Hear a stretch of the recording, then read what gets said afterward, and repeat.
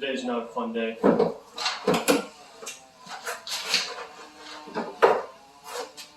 Probably because the hood's open. Yep. Well, this is pretty much all got to come out. Not the engine. It's not what I was saying to you. The oil cooler on this 3.6 liter is conveniently placed under the intake and made of plastic. That's what we want to see. So, just like a lot of Pentastar V6s, this one's leaking from the seal on the left. So, I'm sure there's a million videos of this procedure online, and you don't need to watch my depression the whole time doing this, but it's a daily driver and just a family hauler, and it's got 165,000 kilometers. What's that? 120,000 miles? I don't know. There's math involved in that. You can do the calculation. I don't know. Anyway, we have to get to it. We have a replacement which is made of aluminum, and the old ones made of plastic are known to seep, and the plastic press fitting or something on the oil cooler slowly seeps oil out, and then you get a burning smell.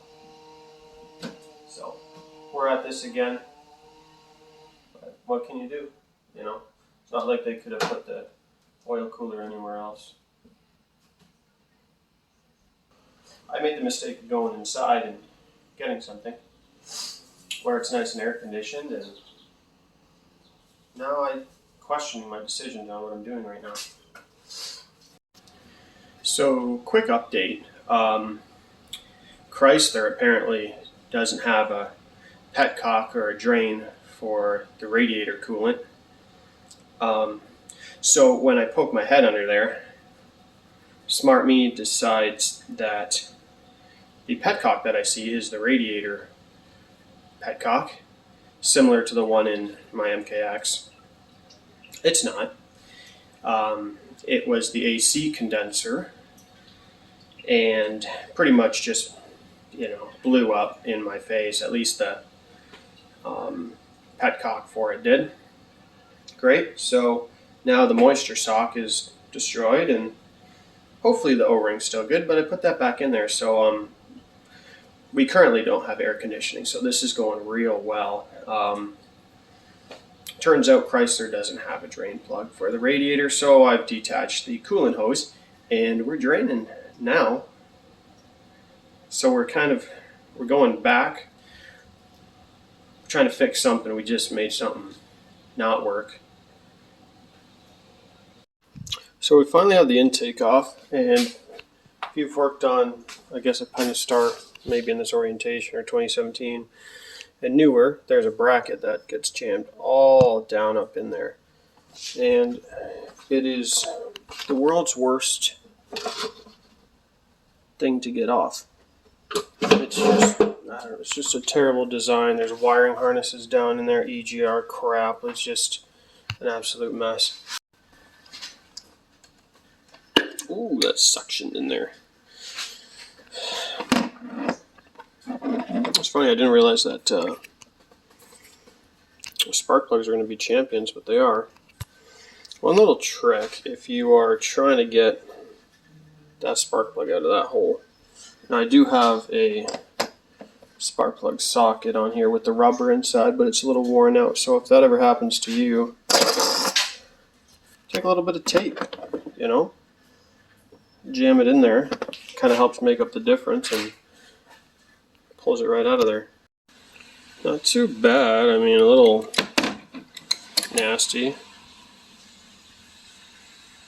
She's worn, but we're going to put some new ones in there while we're in here, right?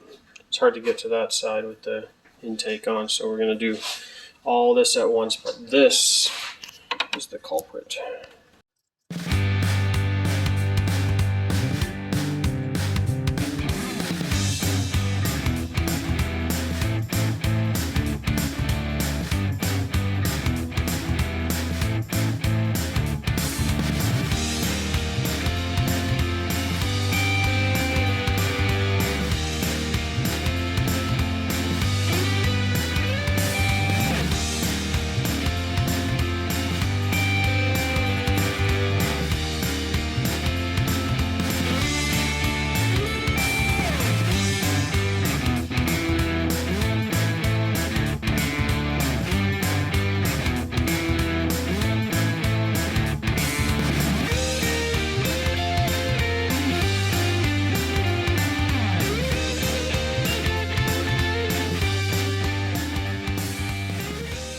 So it's day 2 here, working on good old Pacifica oil filter housing.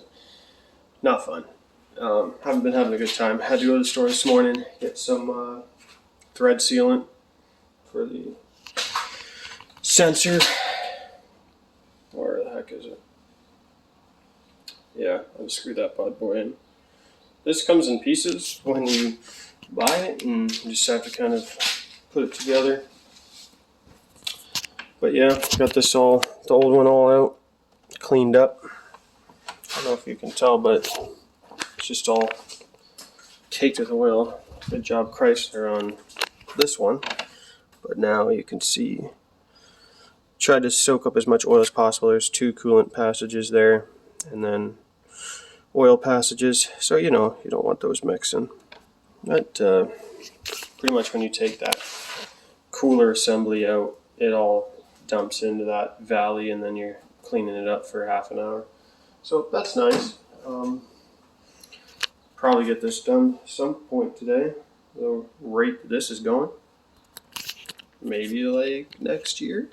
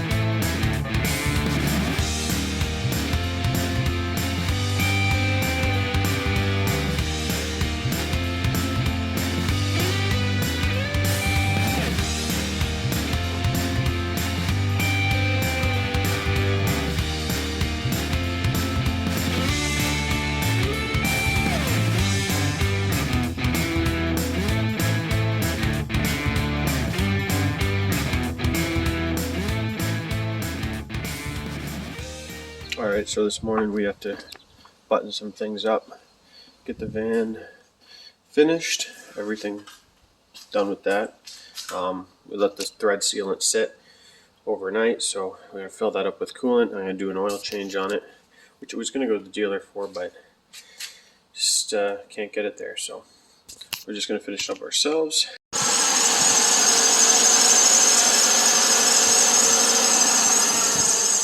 Good old 4.6 needs a new belt. So before we go to the store, grab a couple things. Throw a belt on. Probably the easiest belt to change in the entire world. Look at all this space. Right on it. There you go. 2-second job. Alright, let's see. Where's that air compressor? There it is. Good old air suspension. Still working. They need to make cars like this again, I tell you. Alright. Oh, she's whisper quiet. Listen to that.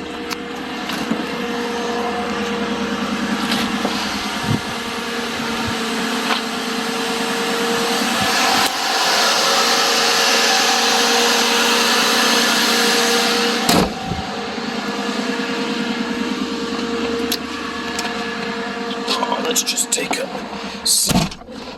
So comfortable. Alright, update. A couple months later, here we are.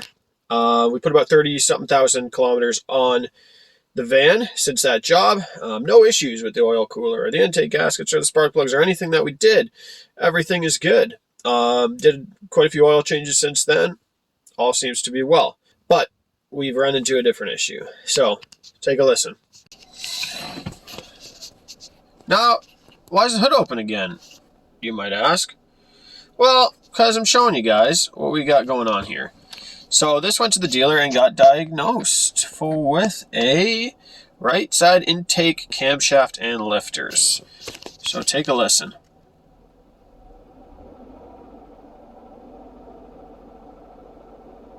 You hear that thing chattering away? There you go, you get to a point it starts to shake the car a little bit. Kind of comes out of it.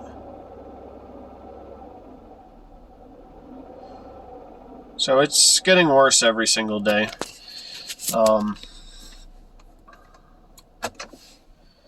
Which is perfect, because it's not like it's our daily driver.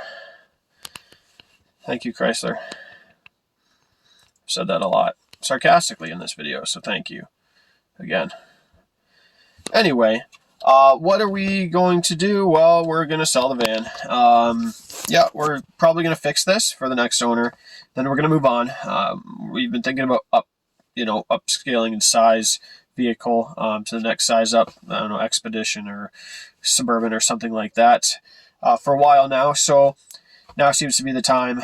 We're going to probably fix this for the next owner and then move along. So, I mean, we did the preventative maintenance. We did what we were supposed to do. We've always changed the oil on time. Even changing it on time, the oil's never come out super filthy. So, what can you do? One of these situations, the guy at the dealer says that they don't see this too often, apparently. But when they do, it's always the right side intake camshaft and rockers. So, you think Chrysler would do something about it? I'm still waiting. It's probably never going to happen. Anyway, I say that a lot, don't I? Anyway, there's always a lot of anyways going on in this, this channel. We got situations that need a lot of anyways. So anyway, that's the end of this video. Appreciate you watching. Making it through. No issues with the updated oil cooler. So whoever buys this gets a nice updated oil cooler and a new camshaft and rockers. So hopefully everything works out for them. But anyway, that's what we're leaving off here.